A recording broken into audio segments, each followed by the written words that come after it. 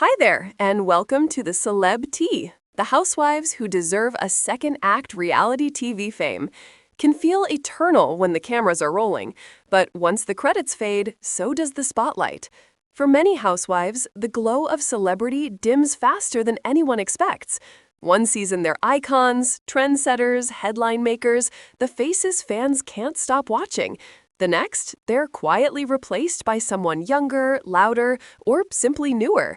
Yet for a select few, the story never really ends.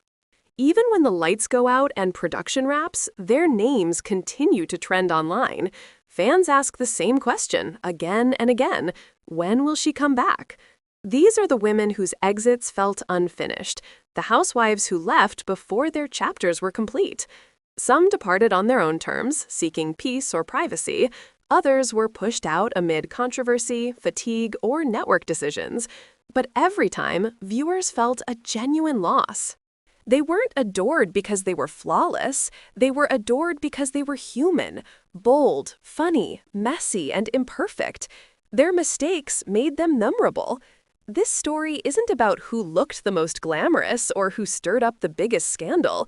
It's about redemption. It's about the women who faced downfall and still found a way to rise again. The ones with something left to say and an audience still eager to listen. This is about second chances in the world of Bravo, where fame, forgiveness, and personal growth intercept. We'll explore why these women left, how they've changed, and why their return could be exactly what both they and Bravo need. Luann de Lesseps, the countess who refused to fall. When Luann de Lesseps first graced the Real Housewives of New York City, she embodied everything that made the franchise sparkle: elegance, confidence, and just the right amount of chaos. She was the countess, polished yet playful, teaching etiquette one moment and delivering unforgettable shade the next. From her debut in Season 1, Luann became Bravo royalty. She represented a version of New York high society that fascinated viewers, equal parts sophistication and spectacle. When she left after Season 13, fans didn't let her go easily. Her cabaret shows, from Countess and Friends to her current tour, A Very Countess Christmas and The Luniverse, kept her in the conversation. What makes Luann's story remarkable isn't her fall, it's how she turned it into art. Her legal troubles, rehab stint, and public humiliation could have destroyed her image. Instead, she owned them. She let the audience see her stumble, learn, and stand tall again. That vulnerability built something reality TV rarely delivers: genuine trust. "I think I'm a good role model when it comes to confidence," Luann once said. "I've been sure of who I am since I was a kid." And that confidence, tested under the harshest light, became her strength. A Luann comeback could restore RHONY's signature mix of humor, glamour, and heart. The newer casts often lack her old-school poise. She's lived the highs, survived the lows, and can still raise a glass with a smile. Her presence wouldn't just bring nostalgia, it would bring perspective. Luann's journey isn't about perfection, it's about resilience, and that's why her return wouldn't feel forced. It would feel inevitable. Dorinda Medley, the heart of Bluestone Manor. Dorinda Medley isn't just a former housewife, she's a mood. Her Berkshire's estate, Bluestone Manor, became as famous as she did.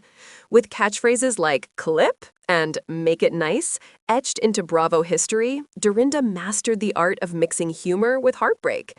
Beneath her sharp wit and iconic one-liners, however, was a woman navigating grief, loss, and identity after her husband Richard's death. Her final RHONY season was a difficult one. Dorinda's temper flared, her patience thinned, and her pain often surfaced as anger. Fans saw a woman unraveling on camera, not the warm, relatable Dorinda they had grown to love. Yet, even at her lowest, she remained captivating. Viewers didn't want her gone, they wanted her healed. Her most raw confrontation remains unforgettable. "You lost your husband? My husband died," she told a castmate. "Don't you dare compare your marriage to my husband's funeral." It was raw, unfiltered emotion, the kind of scene that only someone truly real could deliver. Since leaving RHONY, Dorinda has stayed visible through social media, her book Make It Nice, and appearances at Bravo events. She's been honest about needing time to reset, acknowledging her flaws without excuses.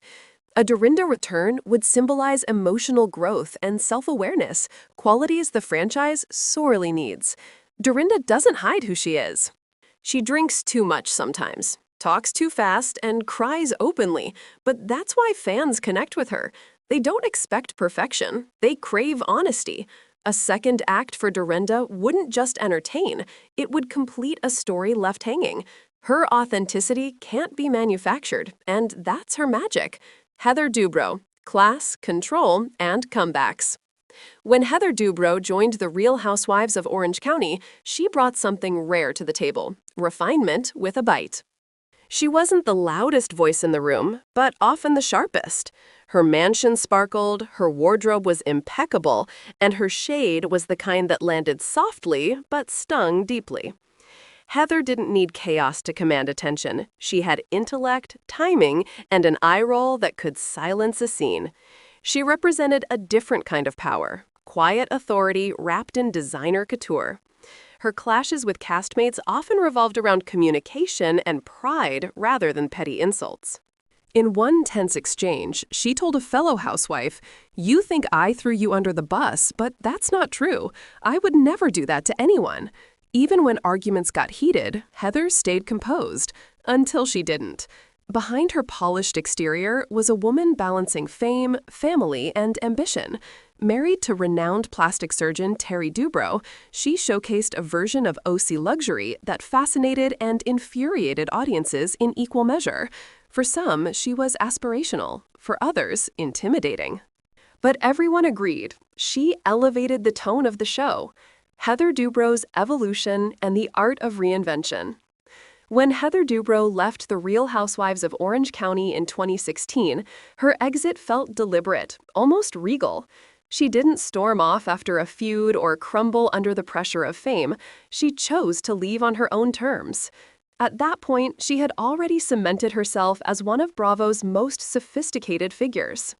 Fans respected her ability to maintain control in an environment that often rewarded chaos. But like many housewives, Heather's story wasn't truly over. Years later, her return to the show reminded everyone why she mattered in the first place. Gone was just the fancy pants persona. What reemerged was a woman who had evolved. She still had the mansions, the sharp comebacks, and the effortless glamour, but there was also a newfound maturity. Heather had learned how to mix confidence with vulnerability, showing glimpses of her family life and struggles that viewers hadn't seen before. Her comeback symbolized something bigger than ratings. It proved that reinvention is possible, even in a franchise built on drama and downfall.